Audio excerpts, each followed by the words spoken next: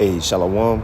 First and foremost, I want to give all praises, honor, and glory unto Yahweh, Bahashem, Yahweh Shai, Bahashem Rachak Wadash, and double honors unto the apostles and elders of Great Millstone, and as well as the men that taught them, and peace and blessings to all Yoakim out there who pushing his word with all truth and sincerity, and as well as to all you believers out there who believe in the gospel.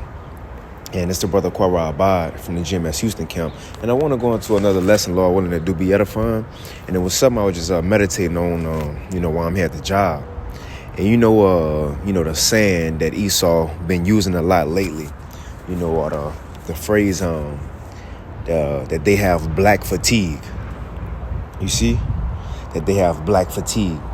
And, I'm sure we heard that, but if, you haven't heard it yet, which mean, ultimately fatigue mean, to be tired of something, right? To grow weary, right? And the thing is that Esau been saying when they say black fatigue, meaning they tired of black people. You see, they tired of so-called niggas, right? Complaining so much. They tired of, niggas playing the victim. In their mind, they tired of niggas just getting handouts and being lazy and so on and so forth, committing crimes. They just tired of it, right? And, that's something Esau, as he been doing, is that, he like to, project his characteristics as a nation on to other people. Like he told, the Native Americans that they was Redskins when the whole time he the red man, but he pushed his things onto other people, and it's funny what I was thinking about is, yeah, Esau been saying things like, black fatigue or, they say the usual suspects about our people. But when I was sitting here thinking is that Esau made up that thing, black fatigue, as another social construct, just to get people going, just to have another, derogatory thing to put on our people. But the funny part is he made that up, and it's been, and people have been saying it, but when you consider white fatigue, which so-called white people ain't white, they're different shades of red. But if you want to say black fatigue, we can also say there's a such thing as white fatigue. And you know what's the cool part about it? White fatigue is prophecy. You see? And that's what I was thinking about. I was like, man, Esau running around here talking about black fatigue. They tired of black people, but hold on. White fatigue is a part of prophecy. And I thought about the book of Obadiah. And we're going to get in a few. The book of Obadiah, the Lord said that he was going to have a time in the earth to where the world was going to despise and look down upon the nation of Edom. The Lord was going to have a time in the world when in history when the world was going to get tired of the so-called white man and his wickedness. And lo and behold, what we can phrase that as today is saying white fatigue. You see? So even when we want to get biblical, going to that, Esau want to say black fatigue. Well, look, white fatigue is biblical. The Lord calling y'all, the Lord tired of you, man. And that's what I was sitting here thinking about. But why is the earth tired of the so-called white man? Because look at how he running the earth.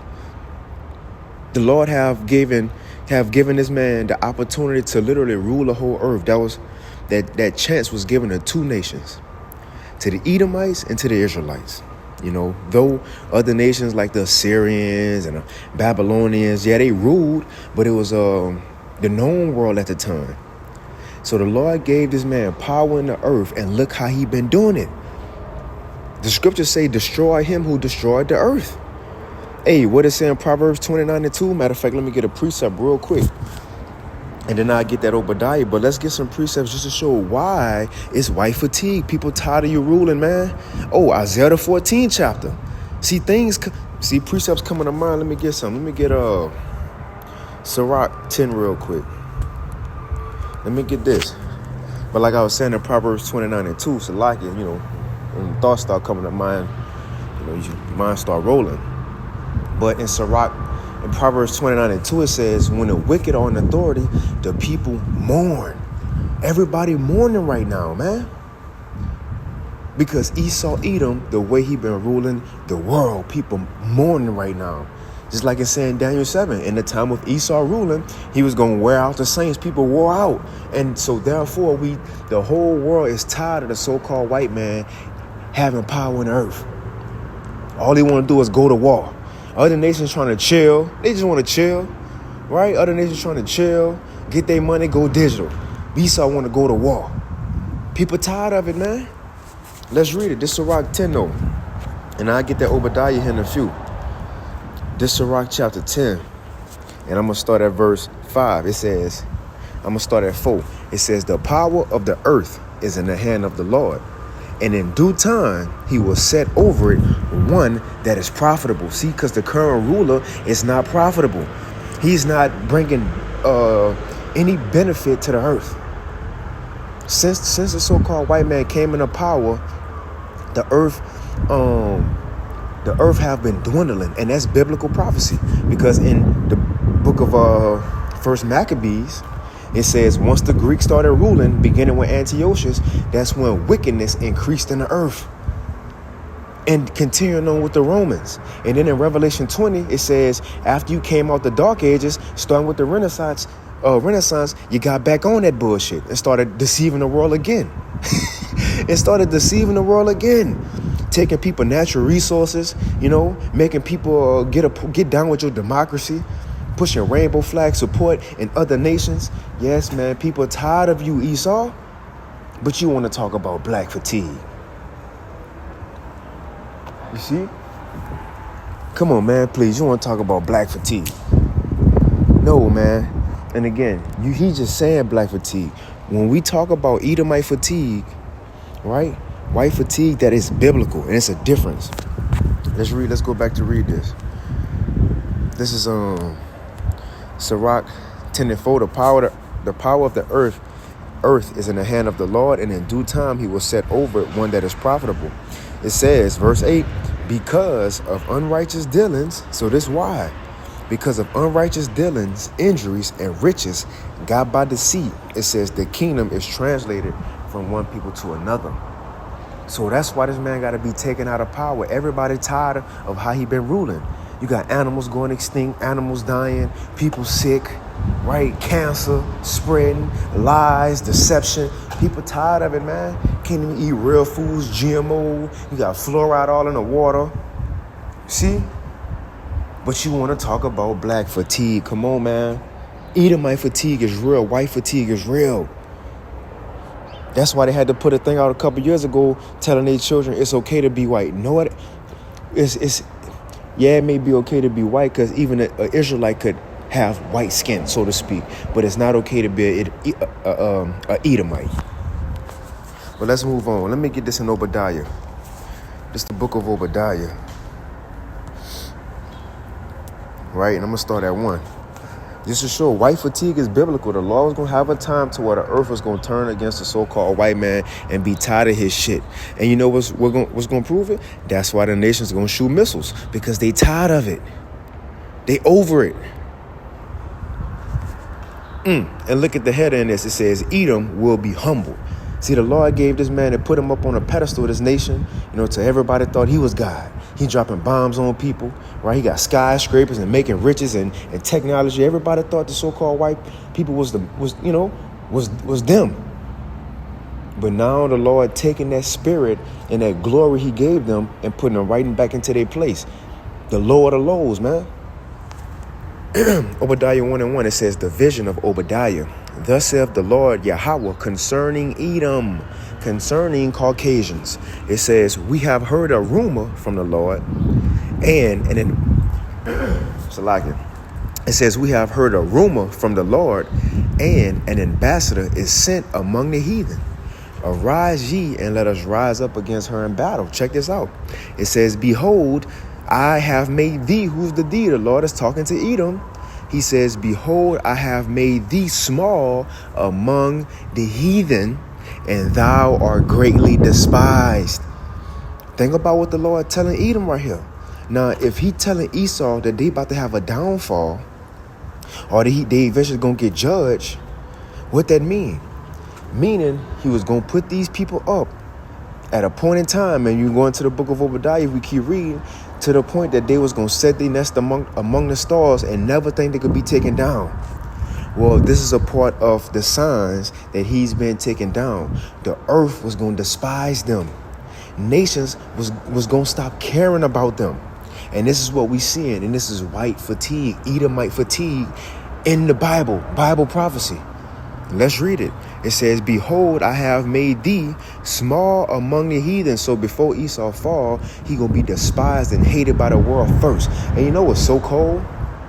Esau, the hate that the Israelites, the Lord, the angels, and even the nations right now have towards Edom, that's not gonna stop when this world ends. Once one of Yahushua come and the kingdom be set up on earth, people ain't gonna forget about what Esau did.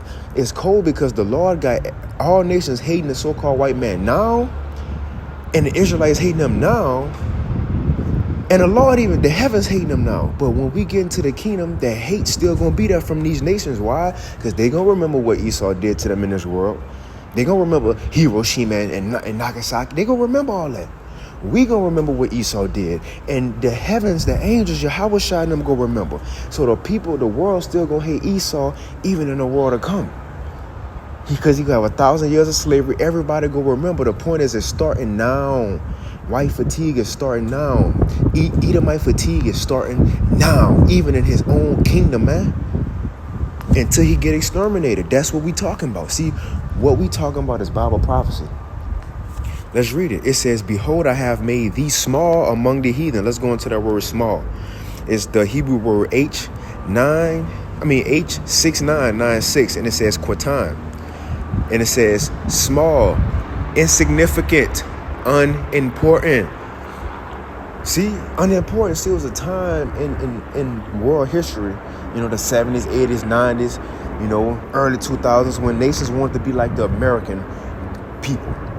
You got the other nations' governments wearing suits like Americans. Everybody wanted to have a shaved face like a white man. Because why? Esau ruled the world. People want to be similar to that power, to the rulers. Like it says, Revelation 13? They want to make an image like unto this one, like unto Esau. They want to get down with the program. But now, as everybody's seeing, this man wicked, you can't trust him. Nobody want to have nothing to do with him. People separate themselves. You got BRICS separating themselves from the dollars. The Palestinian nations don't like you, and the small hats. So we seeing Bible prophecy fulfilled of white fatigue, man. It says, small, unimportant. Let's read, because it got the word despise. So it says, behold, I have made thee small among the heathen, Obadiah 1 and 2. It says, and thou art greatly despised. And this is the white fatigue part. People are tired of you. It says, despised, to hold in contempt, to regard with contempt, to be vile or worthless. Vile and worthless. Let's read on. So again, this is white fatigue that we read. The earth is tired of this man. And it says, the pride of thine heart have deceived thee, thou that dwellest in the clefts of the rocks, whose habitation is high, saith the Lord, and who shall bring me down to the ground? It says, though thou exalt thyself as an eagle, and thou hast set thy nest among the stars, thence will I bring thee down, saith the Lord. And Esau, he did everything the Lord planned for him to do. He got to the end of the road. Now it's to the time the Lord about to bring this man down. Let me get Isaiah 14 real quick, just to show is a such thing in the Bible as Edomite fatigue, or as we'll say today, under the alias white fatigue. This Isaiah 14 real quick, and it's going to speaking about the king of Babylon. So it's pinpointing America right here, and these Edomites. It says, verse 14, Isaiah 14 and 4, and that thou, now this is after we get saved, right? Because when we get saved, America have to be destroyed. So this is in Isaiah 14, it's talking about that prophecy. Once America get destroyed, we get saved, we rule. Now it's, the Lord will kind of talk shit to America right here, the king of Babylon, these Edomites. It says, Isaiah 14 and 4, that thou shalt take up this proverb against the king of Babylon and say, how have the oppressor ceased? The golden city ceased. So the Lord, he fucking with, excuse my language, but he messing with Esau right now. He like, why y'all stop ruling? Not the golden city.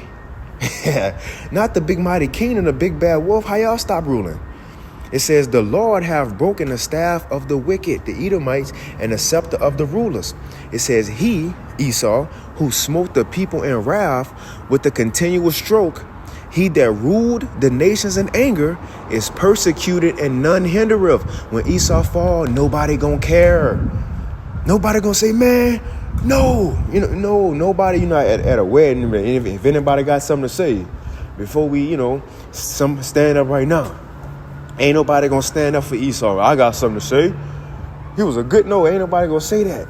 Nobody gonna care. You know why? Because once he fall, the world will be glad, as we're gonna read on, because everybody had Edomite fatigue anyway. Everybody ready for this man to fall. Come on, man. Let's keep reading. It says, he, Isaiah 14:6, he who smote the people in wrath with a continuous stroke, he that ruled the nations in anger is persecuted and none hindereth. Check this out.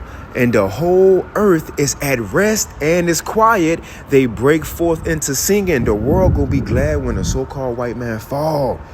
So tell me that Edomite fatigue is not in the scriptures. The Lord said once Esau started falling, the world was going to despise him and he was going to become insignificant and unimportant in the world. People was going to get tired of him. And then when he fall, the whole world will rejoice. Tell me that's not Edomite. Tell me that's not white fatigue. People tired of this man. Come on, man. It says the whole earth is at rest and is quiet. They break forth into singing. Yea, the fir trees rejoice at thee, and the cedars of Lebanon saying, since thou, who is the thou? Esau. Since thou art laid down, no fella is come up against us.